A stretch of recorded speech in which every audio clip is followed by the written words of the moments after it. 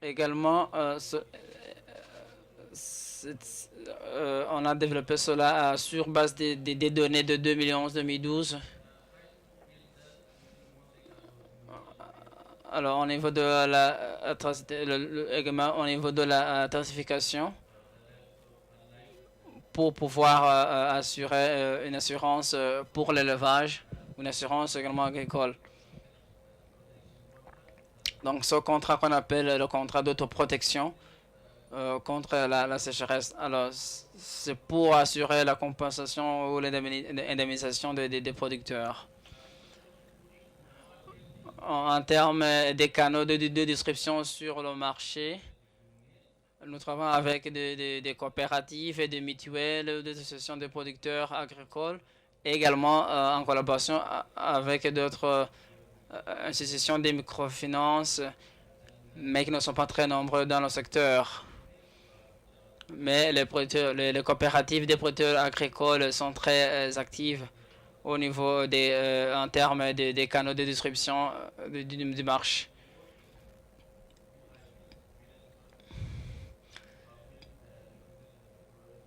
Et également au niveau local, au niveau des communautés locales, on peut également sont impliqués comme des canaux de distribution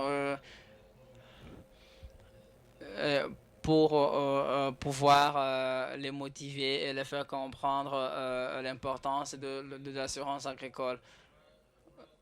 Au niveau de la promotion, de la commercialisation, du marketing de nos produits, nous utilisons plusieurs outils de communication comme la vidéo, l'audio, dans la télévision ou les radios, ou faire des shows ou des événements dans des marchés régionaux ou des marchés au niveau des districts pour pouvoir assurer la promotion de l'assurance de ce contrat d'autoprotection.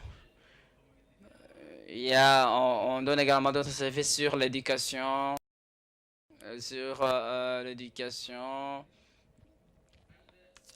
l'éducation, au niveau des systèmes d'assurance agricole, mais également d'autres thèmes sont discutés pour pouvoir convaincre les clients de souscrire aux différents produits que nous offrons au niveau de notre maison d'assurance.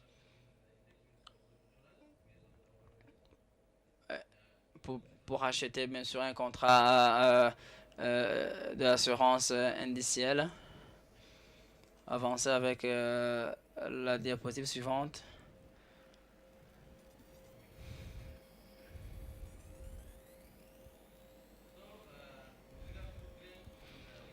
Alors, en ce qui concerne donc les sinistres et la réassurance, aussi longtemps que nous recevons des réclamations à rapport des sinistres de réassurance, nous, afin d'effectuer le paiement, nous organisons des cérémonies de paiement, des événements de paiement au niveau local, et les producteurs seront informés sur le montant dont ils ont droit et comment ils ont été éligibles à ce sinistre ou à cette réclamation. Nous avons également un système, une approche d'assurance, approche assurance dommage.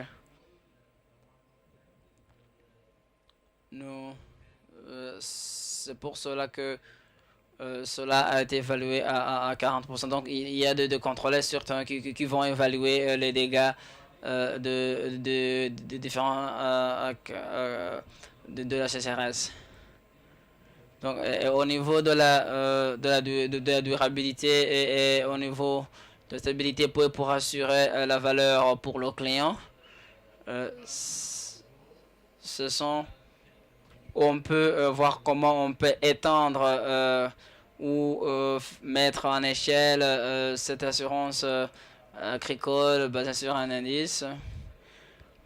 Également, au niveau de la valeur pour le client, nous essayons d'informer, d'éduquer nos clients sur les différents services pour les faire comprendre ce système de l'industrie d'assurance indicielle.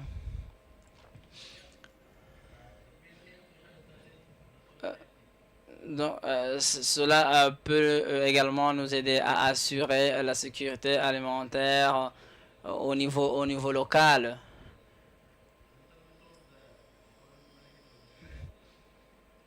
Et également voir comment on peut apporter une valeur au niveau du développement économique de communautés locales.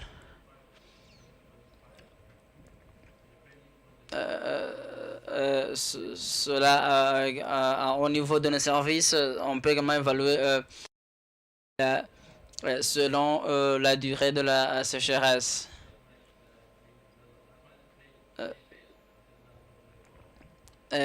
Si après donc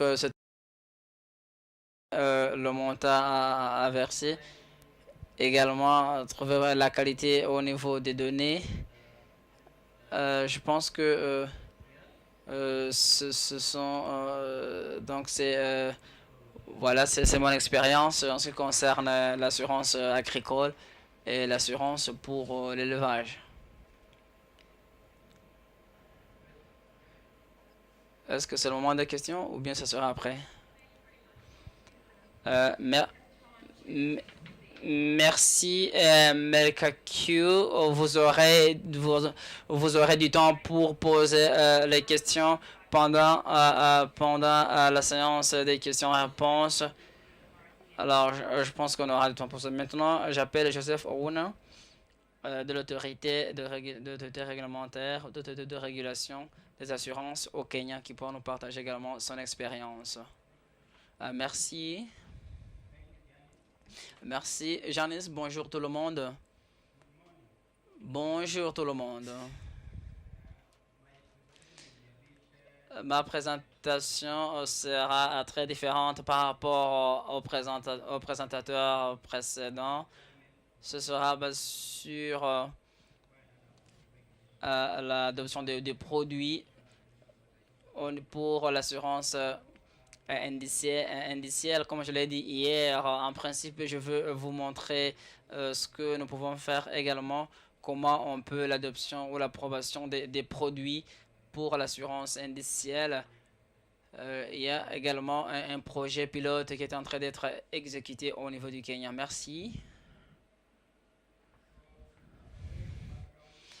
Alors, au niveau du contexte, ça a été créé en 2010. Notre autorité en 2010, cette maison d'assurance sont au niveau de cette autorité. Et l'autorité de contrôle de régulation des assurances au Kenya adopte et approuve les produits au niveau du marché avant de développer la régulation sur l'assurance agricole. Mais en principe, il n'y avait pas un cadre légal dans l'approbation et l'adoption des produits qui sont sur le marché. Cela a été confectionné en 2000, ce cadre a été confectionné en 2014, mais ce n'est pas encore final, ce n'est pas encore définitif, mais je pense que prochainement on aura ce plan définitif pour pouvoir approuver les différents produits sur l'assurance indicielle. Alors, on devrait également mettre en œuvre les directives pour pouvoir assurer l'adoption de ces produits, mais qui répondent aux exigences.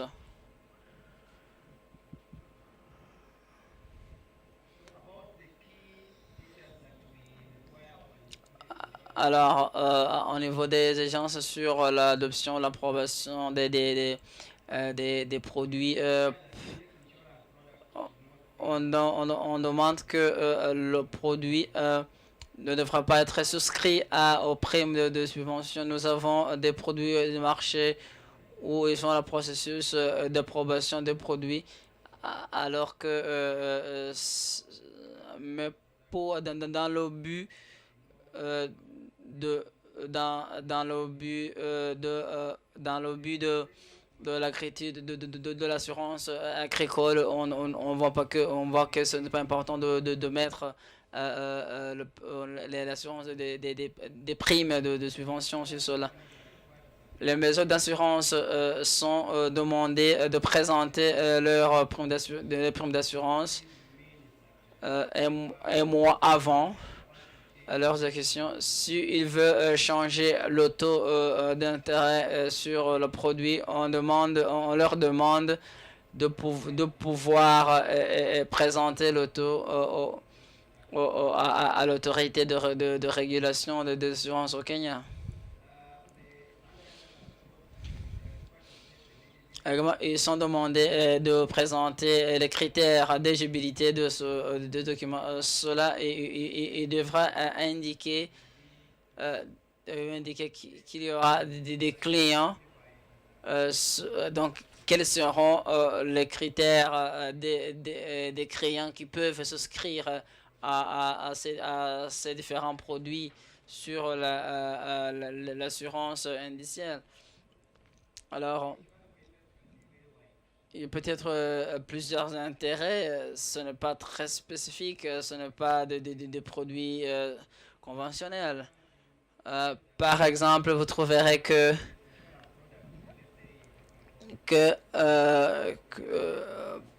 par exemple, l'assurance pour la production sur la production agricole, alors que les producteurs dépendent de leur récolte, mais ils ne peuvent pas prédire sa récolte ou payer sur le taux d'intérêt. Mais les maisons d'assurance, par exemple, quand on parle des éleveurs, des éleveurs qui font le business du lait, ils dépendent également des résultats de la production laitière de leurs vaches. Alors, il y a plusieurs paramètres à considérer là-dessus. L'effet net sur la coloration au niveau de leurs revenus de la production laitière. Alors, cela peut contribuer ou aider à la conception des produits au niveau des mesures d'assurance. Pour les différents objectifs, mais au niveau de l'autorité, on doit s'assurer qu'il n'y a pas de discrimination de toutes sortes auprès des producteurs agricoles. Par exemple, vous trouverez qu'il y a un cas que tu es autorisé à une période d'attente alors que la saison a déjà commencé. La saison agricole a déjà débuté et que les producteurs pensent que la saison agricole sera bonne. Ils peuvent décider d'annuler la police d'assurance parce qu'il y a une indication au niveau de la météo qui peuvent prédire qu'il y aura la sécheresse au cours de cette saison, au cours de la saison agricole en cours. Alors, les producteurs peuvent décider d'annuler la police d'assurance. Alors, cela peut dépendre au niveau de cela. Mais si cela est bien établi dans le contrat. Alors, les périodes de paiement, les périodes de recouvrement peuvent être décidées au préalable. Au Kenya, la sécheresse peut commencer au mois de mars jusqu'au mois de juin. Par exemple, si la période de paiement peut être se faire, c'est possible aux producteurs de décliner le contrat d'assurance, le police d'assurance. Vous voyez qu'en achetant le couvrement, alors qu'ils pensent que la saison agricole sera bonne, mais si la saison agricole, si les producteurs pensent que la saison agricole ne sera pas bonne, ils peuvent décider de souscrire aux produits d'assurance. Également, il y a des cas où on peut travailler sur des données qui ne sont pas fiables, comme mon ami de Romea d'Éthiopie l'a dit, même au Kenya ça peut être arrivé, mais il faut déterminer le niveau de la végétation sur terrain. Donc les contrôleurs de terrain peuvent s'assurer de l'état de la végétation sur le sol. Alors, les maisons d'assurance ne peuvent pas peut-être bien réellement déterminer cette analyse. Alors, si vous n'avez pas des données à l'avance, comment allez-vous vous y prendre? Alors, c'est pour cela qu'on demande aux maisons d'assurance de pouvoir indiquer au niveau des polices d'assurance en cas de comment ils ont pu trouver donc comment ils ont pu trouver ces données et comment ils ont pu travailler avec ces données. Alors cela peut se faire, bien sûr, ces demandes peuvent se faire par des maisons d'assurance en expliquant comment ils vont établir des contrats et comment ils vont réaliser des contrôles sur terrain. Également, il faut présenter les données de base sur le calcul de versement, de calcul de paiement, d'indemnisation. Après vérification de l'authenticité des données, ils vont procéder au calcul des indemnités de paiement. Le montant à payer peut parfois ne pas correspondre à la valeur réelle. Alors il faut que le producteur approuve que c'est cela ce qui était prévu au niveau du contrôle à l'avance. Si une maison d'assurance dispose des données, cela dépend de comment ils vont utiliser leurs ressources de données ou l'agent en charge de calcul de paiement ou au niveau des preneurs d'assurance qui sont les producteurs agricoles. Alors les maisons d'assurance peuvent assurer que les producteurs ont accès à ces produits, mais il faut qu'il y ait une éducation sur ces différents produits. Il devrait également exprimer, il faudra que ces maisons d'assurance expliquent aux clients que le paiement ne sera pas réellement basé sur les pertes de récolte. Les producteurs devra savoir les intérêts ou le bénéfice de ce police d'assurance qui s'est fait souscrire. Les mesures d'assurance devraient également expliquer les critères d'éligibilité et les producteurs devront comprendre ce qui pourrait arriver en cas de perte de récolte. À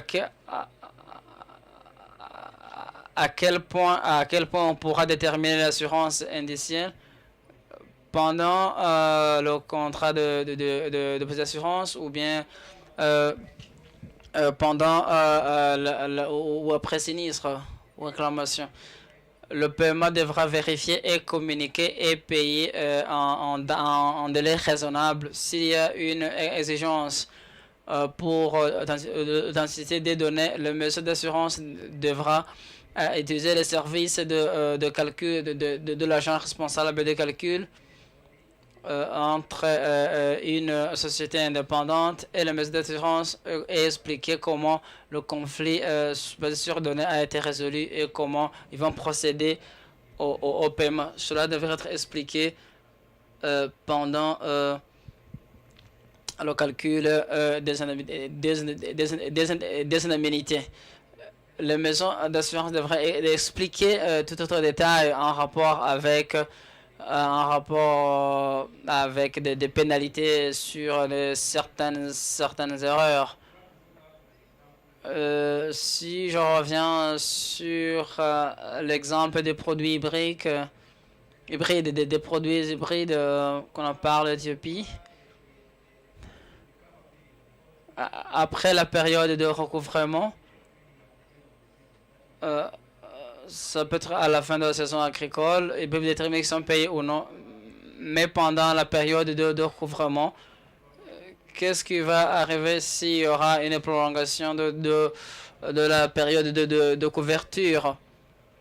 Si l'information n'est pas disponible, je pense que l'interprétation finale ne devra pas refléter, devra se référer sur la réalité du terrain, mais les données de la part de l'agent responsable de calcul des versements, quelles seront les pénalités en cas de manquement sur certaines clauses du contrat.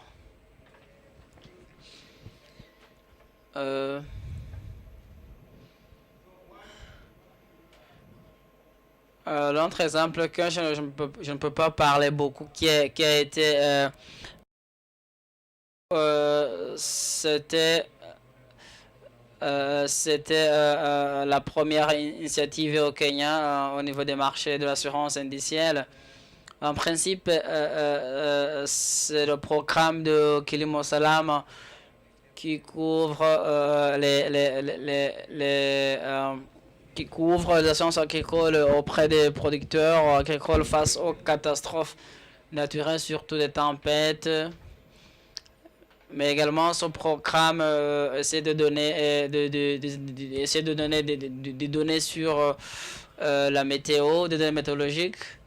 Mais cela a été subventionné par...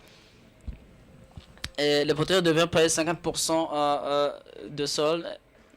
Mais cela impliquait des maisons d'assurance, des coopératives des produits agricoles, les mutuelles de solidarité des produits agricoles. Mais j'aimerais dire, vous présenter notre exemple avec un cas typique de l'Éthiopie.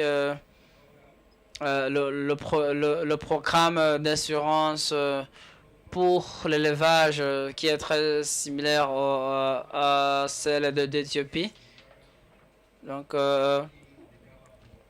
pour couvrir la troisième saison agricole en 2015, cela a été basé,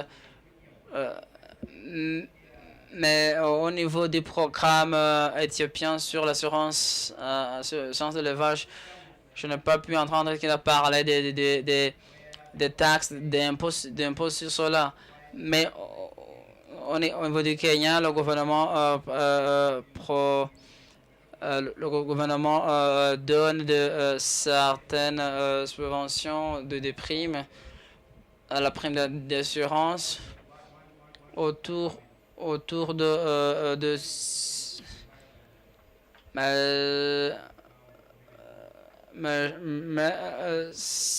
mais l'assurance pour le chameau est très très élevée par rapport à l'assurance pour les vaches ou pour les chèvres.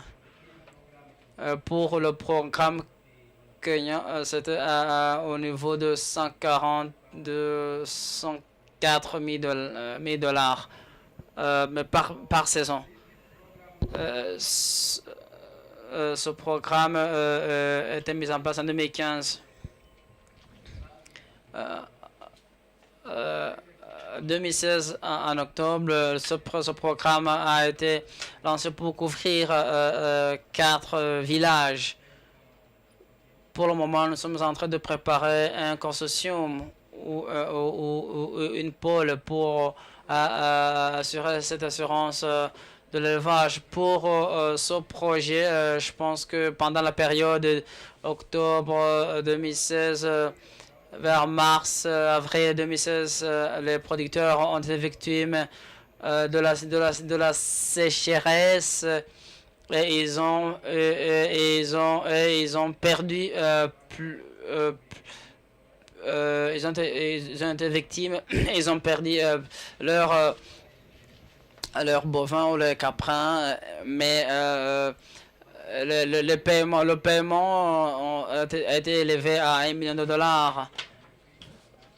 Mais jusqu'à ce moment, certains bénéficiaires n'ont pas de compte bancaire, n'ont pas de téléphone mobile. Donc c'est difficile de le trouver, de l'identifier pour qu'on puisse leur donner leur compensation ou leur indemnité. Pour ce produit en rapport avec l'assurance pour l'élevage, donc nous devrons avoir un produit, une police d'assurance comme l'Éthiopie a fait.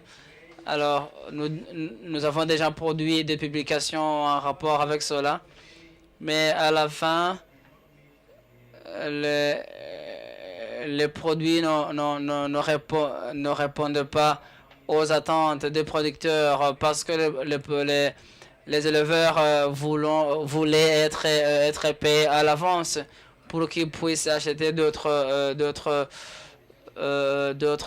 bovins ou caprins.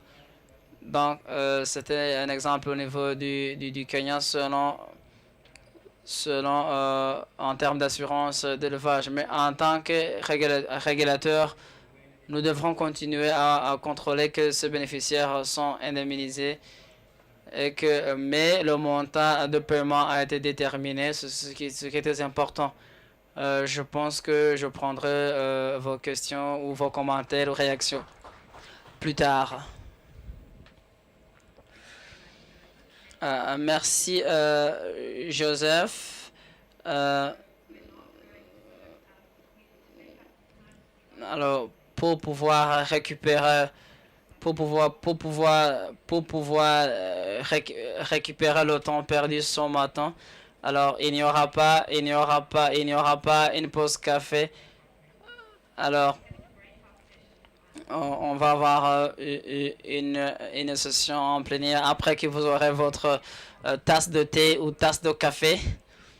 Alors, les participants pourront réagir sur les trois présentations, surtout dans la perspective et de la conception des produits, et également quelles sont les perspectives au niveau des contrôleurs de terrain, de contrôle de terrain avec tout ce processus.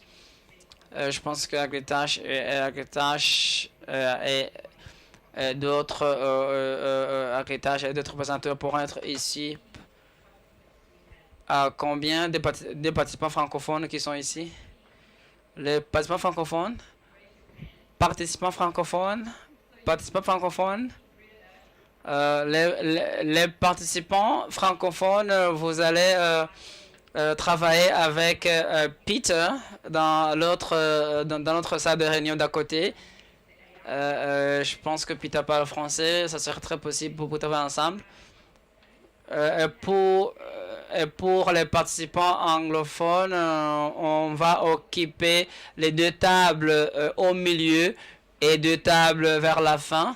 Vous allez rester ici avec Miguel Solana, que vous pouvez travailler avec cela. Alors, vous allez occuper les deux tables qui se trouvent au milieu et les trois tables du côté droit et deux tables du côté gauche.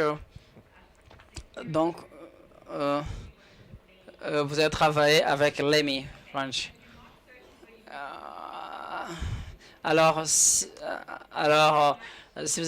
vous aurez une question, je suis disponible. Alors, prenez votre tasse de café ou tasse de thé et revenez très vite pour travailler, en fait de récupérer le temps perdu ce matin.